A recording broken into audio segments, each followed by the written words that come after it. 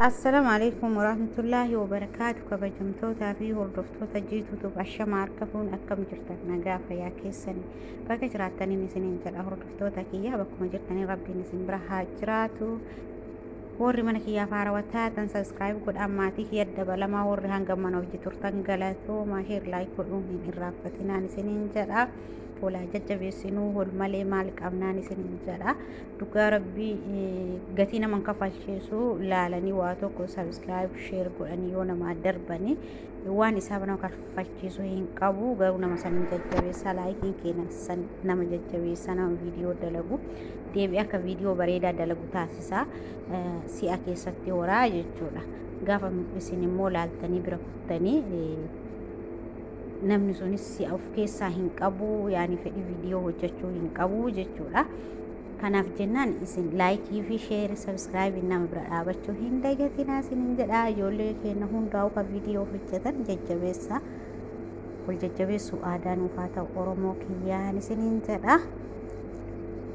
Akkasii har'ammoo yaada maalii akka qabadheen dhufee asumaan isinii ibsaan isinin jedha. Ijoollee hedduun kirooshee eessaa argattee kirrii eessaa argattee isumaa dha'uu akkamitti barattee eessa jirtaa warri naan jettaa jirtanii keessaanillee koomentii jalatti illee viidiyoo duraan hojjedhe tokko ni jira gara ga'aanutti jechuu hadhiyoo kana hojjedhe osoo hin taane ijoollee hedduun nu barsiisii naan jedhaa turtanii wallaahi silaa koomentii keessan akkuma argeeniin dhufee isinii deebisa ture. Garuu kamana ormaa keessa waan jiruuf haalli naamichaa'uu dhabeetiin isinirraa ture yeroo dheeraa isinirraa ture koomentii keessan laalee dhiifama naa godhaan isinin jedha. Warri immoo viidiyoo sammuna hojjedhaa jiru irratti na jajjabeessitan galatoomaan isinin jedha. Yaada qabdan ibsattanii keessaanillee dhuftanii dhugaa rabbii jabaadhu naan jettanii hedduuta kana gammachiisa. Maaliif waan gaarii nama addaa hojjedhe osoo hin taane akka boru guddadhuuf jajjabina warri natti horaa jirtan galatoomaan isinin jedha. Obboleeyyan kiyyaa jecha isin hin qabu. Saniif jenna waan beeku raawunti isin barsiisuu didu hin jiru. Akkamii salphaadhaa hin ulfaatamoo wal jettan hin ulfaatu. Wallaahi hin ulfaatu. Waa tokko fedhii gaafa qabaatte waa barachuuf gaafa fedhii qabaatte wanti ulfaatu hin jiru. Fakkeenyaaf ani akka qalbii takkattiin baradhee gaafa diqqishuu ijoollee ta'eetiin baradhee diizaayinii immoo irratti barataa deeman gaafa kirooshii qabachuu fi kirrii qabachuu baratanii diizaayinii irratti barataa waan feete dha'uu dandeetta uffata dha'uu dandeetta caammaa dha'uu dandeetta koofiyyaa mataa dha'uu dandeetta uffata daa'immanii dha'uu dandeessa wanti dhibe hin jiru. Dhugaa rabbii akka barbaadetti dha'uu fi jalqaba hoo barattee diizaayiniin sin dhibu. Diizaayinii al takka namni tokko ijaanuu akkas xiqqishu malaalee diizaayinii barata namarraa yookiin sammuu ofii keessaa diizaayinii uumee dha'uu danda'a. Ana kiyyatti yoo isin ibse akkaataa itti baradhe yoo isin ibse haala salphaattiin baradhe. Dhugaa rabbii haala salphaa tokkottiin baradhe maaseetan jalqaba ummaatiyyatu na barsiisee kirooshii qabachuu fi kirrii qabachuu jalqaba ummaatiyyatu na barsiise. Eegas booda erga baradhee itti seeneen booda namni hedduun ijoolleen keenya namni hedduun akkuma beekamu yeroo adda addaatitti kirrii dha'uu guddataa naannoo keenyatti hodhaa fi kirriidhaanii ijoolleen keenya jechuudha. Namni nutti aanuu adaadota kiyyawaa akkasii firoonni keenya hedduun jechuudha. Sababa saniif kirrii qabachuun baradhee eegas booda diizaayinii immoo nambas hin jiraame taandelii yookiin taandelii tirii haa ta'u kamasoobii haa ta'u ka xaawulaa ka biiffee waa akkasii haa ta'u takkatti ma bichaa laalee kirrii isaa kan adda harkisee meeqa akka fudhatan bichaa laalee ufuma kiyyaa hidha wallaahi nan dhibu ufuma kiyyaa hidha. Akkasuma ta'eetiin baradhee dhahee katirii gizee biyyaan fakkeenyaaf irra caalatti katiriitii fi ka qummasoobii waa akkasii mudaayii waa akkasii san dha'uun ture. Eega biyya kana dhufeellee bas viidiyoo adda addaa laalee hedduu tokko jechuudha.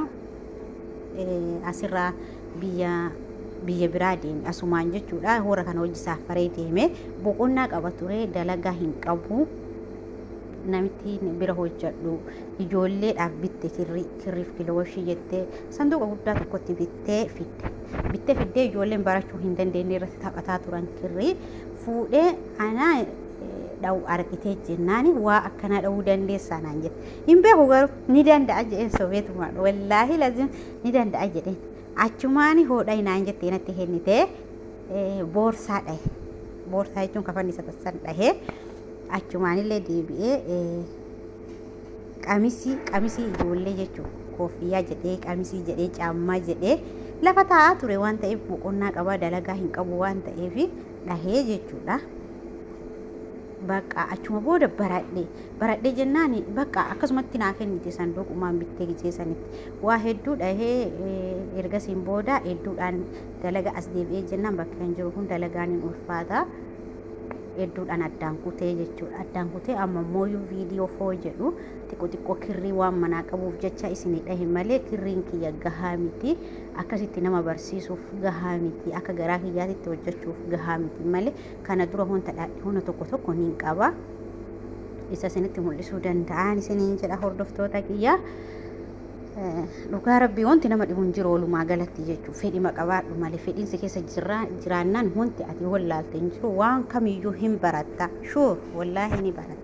Wanti garaa haadhaatitti namni barate hin jiru hin danda'u hin baradhu jette sitti ulfaata akkanatti yoo laalte jechuudha. Akkamitti qabatanii jettee wanti hin beekne hin ulfaata sitti ulfaata garuu gaafa harkaan dhattee mokkorte salphaadhaan isiniin jedha baradhaa hundi keessanuu hunkaan fakkeenyaaf yoo ogummaa harkaa barattee wanti ati sammuu kee keessaa qabdu dhoofte tokko feetee yoo sirraa gurguramis dansaadha yoo gurguramuu baates simmiidhu mana kee keessa bareedumaaf sii ta'a. Garuu biyya keenyatti sa'aatii kanatti meeqa algaalibsii fa'a jechuudha. Algaalibsii gaafa biyya jiru hoggaa 6 akkas dura jechuudha 6 moo 7 dura meeqaan gurgurama beektani amma garuu xiqqaatu baay'ee wallaahi hin beeku ana kana hin beeku. Yeroo sana algaalibsii ji'a takka fa'a namatti fudhata dhahanii geessuuf torbaan namni sirriitti dhahee irra taa'ee dhahee torbaan lama fadhahaa algaalibsii algaa jechuudha. Meeqatti gurgurata beektani 2,200 gurgurama gizeen biyya jiru san 2,500 fa'aatti namni gurguratu jira. Taandeliin tirii moo meeqatti gurgurama beektani gizeen biyya jiru sanii gara birrii 30-50 akkas gurgurama. Amma immoo assaabaa eessa akka jiru dhugaa rabbii eessa akka gurguramu odoo gurgurattanillee buna shaayii waa akkasii abbaa warraa keessan muu laazim eeguun qabdan waa akkasii san dhooftanii gaafa ijatti nama bareedee gurgurattanii bu'aa irraa argachuu dandeessan. Saniif jennaan baradhaa har'a gizee as jirtan kana yeroo salphaa yeroo miidiyaa hunda irratti wanti akkanaa barsiifamaa jiru kana miidiyaa jala deemtanii gaafa barattanii boruuf immoo waan dassaadhaa isin gammachiisa jedheetii yaadaan isiniin jedha obboleeyyan kiyya. Saniif jenna hanga beekuuf hanga danda'uun anillee isin barsiisuu duubatti hin jedhu isinillee barachuu irraa duubatti hin jedhinaan isiniin jedha. Taani immoo gaafii keessan asuma isinii deebisee jedheetii yaada. Ammallee ijoollee hedduun gaafii kana gaafatanii jirtanii maal gaafiin isaa ijoollee hedduun kataandelii dhahuu beektanii jirtanii warri hiriyoota kee wajjin as keessa hojii jiru jechuudha. Yuutuubii hojii dalagaa jiru. Dhahuu hin beektanii viidiyoo waraabuu mooyyuu isinitti kamijaahuu didee keessan nagaafadhaa isiniin jedhee jira. Kaleessa moo eegada viidiyoo gadhiisee irratti akkamitti waraabda kanaan jettaniif ani obboleettii kiyya wajjin jira. Yoo nama biraa qabaattan waan gaariidha. Gizee tokko obboleettiin kiyya na qarqaartee kaameraa naa waraabdi. Yeroo tokko immoo injiraami kasilkii irra kaatan tokko maqaa isaa maaliidha? Kasilkii irra kaatanii footoo fa'a kaasan waa akkasii viidiyoo waraabanii hin beektan jedheetii yaada hedduun keessan. Isarra kaadhee harka kiyya isa kaadhee iddoo akkan harka kiyyaa keessa fidee harka kiyya walitti fidee akkasittidha. Garuu viidiyoo waraabuun hedduu namatti ulfaata. Yoo nama biraan qabaanne hin ulfaata. Viidiyoon sun sirrii argitanii jirtan yoo ta'e kaameraa gaaf jalqabaa waraabirratti baay'ee rakkataa ture. Gaafa lammataa gaaf jalqabaa namatu na waraabe waan ta'eef hedduu rakkataa ture. Naaf mijaa'ee seeraa isinin argisiisa. Bakka tokkotti wilwil godhee isinin argisiisne. Ka lammataa irratti illee seeraan hin waraabne, ka sadaffaa irratti illee seeraan hin waraabne. Garuu irra fooyyessaa dhufe natti fakkaata. Ammas ganaa kanarra akka fooyyessu abdiin qaba. Rakkoon isaa osoo beennu namatti himuu kan dhibee kaameraa waraabuudha. Isallee yoo isinitti mijaa'ee telefoona irra kaayatanii waraaban yookiin silkii irra kaayatanii waraaban yoo dandeettan bitadhaa isaa waraabuu dandeessanii. Yoo nama biraa qabaattan immoo namaan seeraan namni isin waraabu jiraachuu qaba. Yoo viidiyoon illee mul'ataa waraabdanii yoo viidiyoon illee odoo hin mul'anne waraaba jettanii akkasitti waraabuu dandeettanii isiniin jedha obboleeyyan kiyya. Kunillee salphaadha. Kunillee isinii deebi'ee je'eetii yaada. Kaachirraa feen immoo wanti kana boodaaf immoo aan viidiyoo ani isinii hojjedhu waa akkanaan hojjedhu jettanii koomentii jalatti yoo naa barreessitan waan danda'u isinii hojjedha. Hin danda'a jedhee dhufee isinii hojjechuu danda'a. Naa barreessa waan barachuu barbaaddanii akkuma gaafa duraanii jechuudha. Jalqabarraa kaatanii barachuu barbaaddan immoo diizaayinii barachuu barbaaddan. Diizaayinii barachuu barbaaddan san immoo waan kana nu barsiisi jedhaati koomentii naa barreessa. Hanga danda'itti cinqamus akkuma fedhellee ta'u viidiyoo waraabee isinii fiduuf qophiidha. Maaliif isin maatii kiyya waan taataniif waan maatiin kiyya jedhee akkuma kamittuu hojjedhee fiduuf qophiidha isin jedha. Fuulduraaf immoo viidiyoo bareedaa akka hojjedhee gad isinii baasu abdiin qaba. Kanas ta'ii waan biraatiinis ta'ii garuu ani irra caalaa wanti dandeettii kiyya ta'ee taandelii dha'uudha waan ta'eef kanallee isin barsiisuu danda'a. Yoo wanta kanarra gaariillee argee fidee isin barsiisuu danda'a waan ta'eef turtiin keessan afaana haa ta'u obboleeyyan kiyya. Isinummaa subscribe godhaan jajjabeessaa maatii naaf ta'a share naa godhaa akka yaani ana bichaa osoo hin taane ijoollee keenya hedduu beekumsa baay'ee qabanii dhaqanii irraa barattanii waan dansaadha. Bakka biraa deemtanii waan hin taane barachuu irraa dhuftanii waan babbareedduu barattanii waan boruuf isin fayyadu yoo barattanii dansaadha. Saniif jennaan gaafa dhaqanii waa laaltanii kamanii jiran ijoollee hedduun barumsa barsiisan barumsa yuutuubii haa ta'u barumsa ogummaa adda addaa haa ta'u barumsa hedduu ijoolleen barsiisan wallaahi yuutuubii kanarra baay'ee garuu sabiskiraayib isaanii gadi bu'aadha wallaahi baay'ee takka gadi bu'aa sheemiidha wallaahi. Ijoollee mee miidiyaa biraa laala nama biraa laala akka isaan wal guddisanitti ka sabiskiraayibii isaanii hatta gadi aanaa jechuudha. View isaaniitti guddaa tokko laalanii kan immoo sabiskiraayibii fakkeenyaaf torbee tokko lama keessatti ijoollee guddatutu jira. Guddatu jee wallaahi ji'oota muraasa keessatti sabiskiraayibii isaanii guddatu jira. Kenna immoo ka barumsa waggaa 3-4 yuutuubii kanarratti barumsa gaggaarii waan nama gammachiisu nu barsiisu sabiskiraayibii isaanii gaafa gabbuu argina. Gaafa laayikii illee godhuun garaa nu nyaatu. Gaafa immoo dhalneetiin viidiyoo masanuu seeraan daawwachuun nutti ulfaatutu jira. Daawwannee fa'aa odoo sabiskiraayibii godhini biraa baanutu jira. Maaliif ta'a Oromoo waliin kun kaffaltii miti ibaan hatta hin jiraanne Oromoo kiyya walaa jajjabeessinu dhugaa rabbii walaa jajjabeessinu waan tokko yoo obboleessi keessirra guddate gammachuu qabaadhuuf malee maaltu wanti ana kiyyatti wanti na gaddisiisu nama naa olii tokko yoo arge na gammachiisaa fiigee dhaqeetiin laala sa'aatii boqonnaa kiyya. Sa'aatii boqonnaa hin qabne immoo yoo laaltan immoo waan isaa hunda hanga xumuraatitti ilaala yaada keessan barreessaa. Koomentii barreessuu dhabuu fi barreessuun gizee tokko ijoolleen akkuma gaseeranii koomentii barreessanii yaada namicha sanii yookiin barumsa namni sun dabarsuu dhaga'uu dhabuu danda'an. Kuni ka ta'u immoo haala dalagaatiin illee ta'uu mala hin beekamu. Isin immoo waan seeraan laaltanii fi akka isa fayyadutti illee akka ofiillee irraa fayyadamtanitti laaltanii odoo yaada keessa ibsattanii natti tolaan isiniin jedha obboleeyyan kiyya.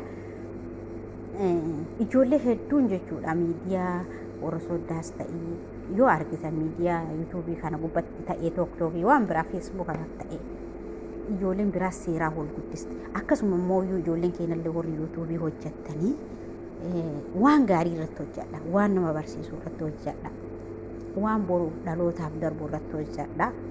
Anas ta'ee jennaan yaani an ofii kiyya waan gaarii hojjedhe jedhee yaadu osoo hin taane waan gaarii warratti hojjannee natti tola. Maaliif fakkeenyaaf waa hedduu jira dhugaa rabbi ijoolleen warra sooddaa jechuun sa'aatii kana waa wal fakkaataa hedduun kan hojjetan ni jiran.